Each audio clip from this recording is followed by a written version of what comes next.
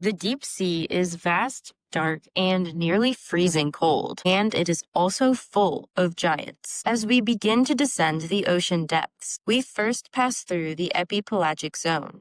Here is where almost all ocean life exists, thanks to the sun's penetrating energy. Here, animals are colorful and abundant. Next, we reach the mesopelagic zone, also known as the ocean twilight zone.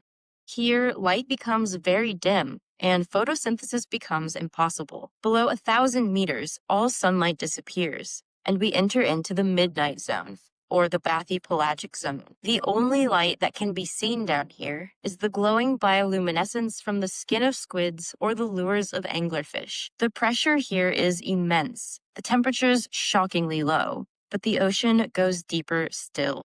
The abyssopelagic zone reaches depths of up to 6,000 meters, with pressure 600 times that of our terrestrial world. The abyssal realm is considered the single largest ecosystem for life on Earth, covering 300 million square kilometers, about 60% of the surface of the globe. But the deepness of the ocean doesn't stop there. The hadopelagic zone is the deepest ocean region. It's found from a depth of about 6,000 to 11,000 meters and exists in long, narrow, topographic V-shaped trenches. The deepest of these ever discovered is the Mariana Trench. And despite all logic, life survives in these darkest depths. And the creatures here have evolved to be exceedingly freaky. From the ghostly to the terrifying to the absolutely gigantic. The giant Japanese spider crab, the big red jellyfish, the king of herrings or fish, the giant squid, the Greenland shark, and the giant isopods. These animals are all examples of deep sea gigantism, the tendency that deep sea animals have to be substantially larger than their shallow water counterparts. In waters intensely cold and dark, why do these leviathans emerge? Is it an eerie coincidence of the deep dark sea, or a feature of life in this inhospitable landscape? Below 400 meters, food becomes quite scarce in the ocean. As sunlight tapers off, photosynthetic algae and plankton disappear too. And without this crucial part of the food chain, life gets markedly harder for deep sea animals. Instead, most of them have to rely on detritus that rains down from shallower waters, a phenomenon called marine snow. Marine snow is mainly composed of dead plankton, fecal pellets, and bits of rotting corpses that fall to the sea floor as fine particles. Some animals rely directly and completely on marine snow. The vampire squid, for example, has special adaptations to help them better catch and eat the fallen particles. Two long filaments extend from their bodies to capture any that drifts past them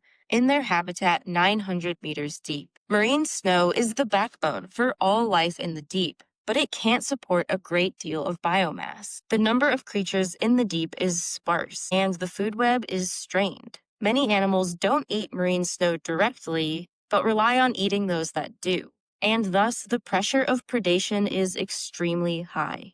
Any small fish, crustacean, or cephalopod has a big target on its back from any larger predator. And for this reason, it became evolutionarily advantageous for animals to get rid of this target on their back, to transition from being a prey into a top predator. Enter the giant squid, both an icon and an enigma of the deep. By the turn of the 21st century, the giant squid remained one of the few extant megafauna to have never been photographed alive. What we know about the giant squid largely comes from specimens that have washed ashore. It wasn't until 2004 that the first photographs of a live giant squid in its natural habitat were taken in the twilight zone, at a depth of about 1,000 meters. And while we may not know much about these mysterious creatures, we do know that they are huge.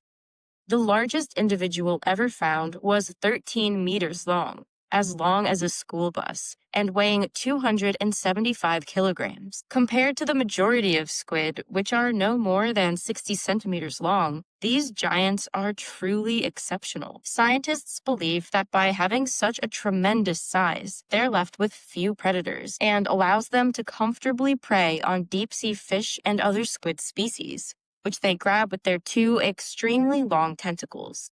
But as impressive as the giant squid is, it is not the largest of the deep sea squids. The colossal squid, sometimes called the Antarctic squid, is the largest invertebrate in the world. They're shorter in length than the giant squid at only 10 meters, but can weigh between 500 and 700 kilograms, lurking in depths over 2,000 meters. It's easy to imagine such a massive creature as an aggressive top predator, darting through the water, snatching prey and dominating its adversaries, ripping sailboats apart, etc. But this squid teaches us something else about deep sea giants. They aren't necessarily the dominating predatory force we imagine, because with their large size comes something else, an extremely slow metabolism. The colossal squid takes something called Kleber's Law to the next level. Kleber's law states that metabolism doesn't scale linearly with body size, as you might predict. A horse that weighs 1,000 times more than a mouse doesn't require 1,000 times more energy. Instead of metabolism scaling linearly with body size, it scales with an animal's mass to the 3/4 power. This applies to all life on Earth, from blue whales right down to individual cells. It's largely a consequence of the physics and geometry of animal circulatory systems, an animal's surface area to volume ratio, and the fractal nature of blood vessels. And all this means that the larger an animal is, the more efficient it is. And the colossal squid seems to be exceedingly efficient. One study estimated the metabolic rate of the colossal squid to be so low that they only burn 45 calories per day and only require 0.03 kilograms of food per day. A single adult toothfish would be enough food for a 500 kilogram colossal squid for approximately 200 days. Their energy requirements are 300-fold to 600-fold lower than other similarly sized top predators of the Southern Ocean. This indicates that the colossal squid has a particularly slow pace of life. It doesn't chase down its prey in epic battles like we might imagine. Instead, it sits and waits for prey to unwittingly approach, then uses the hooks on its arms and tentacles to ensnare it.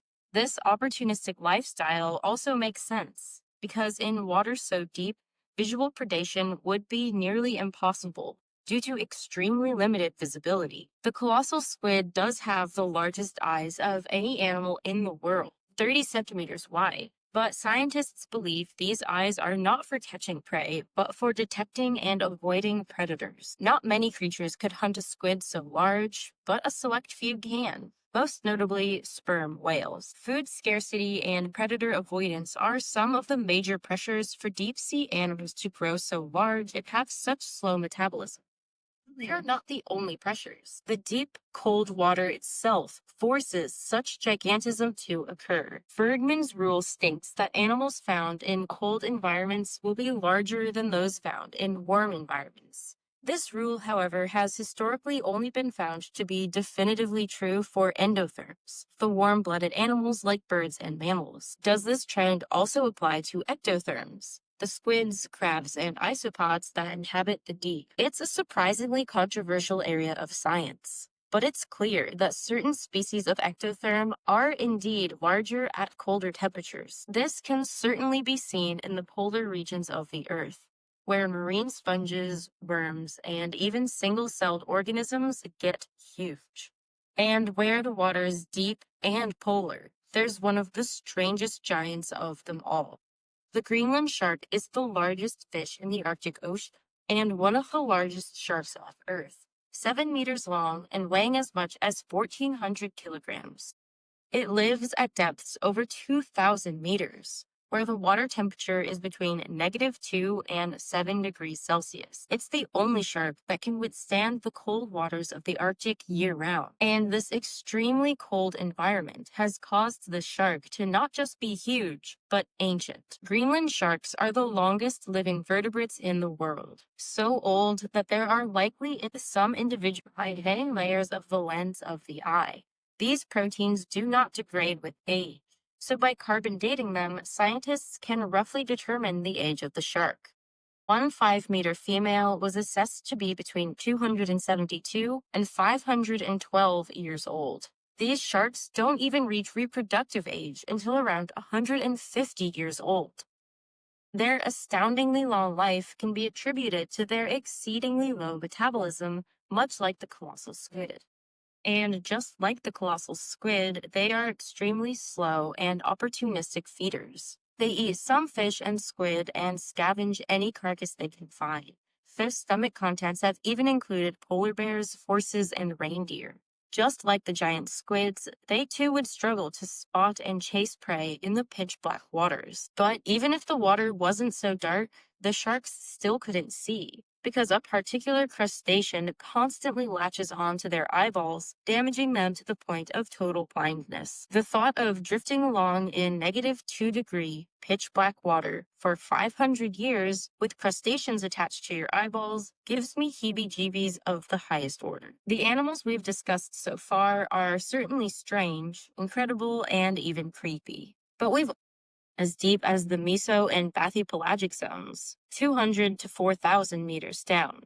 The ocean goes deeper still and reveals one of the most extreme cases of deep sea gigantism ever discovered. In the Hadal Trenches, 6,000 to 11,000 meters deep, the temperature varies between 1 and 4 degrees Celsius. There is no light, and the pressure can reach levels 1,100 times that of the surface. Here, the marine snow that gives life to most of the deep barely trickles down. 90% of it never reaches past the twilight zone. At these depths, it seems like life should be impossible. But instead, the deeper you go, the more you'll find colossal amphipods,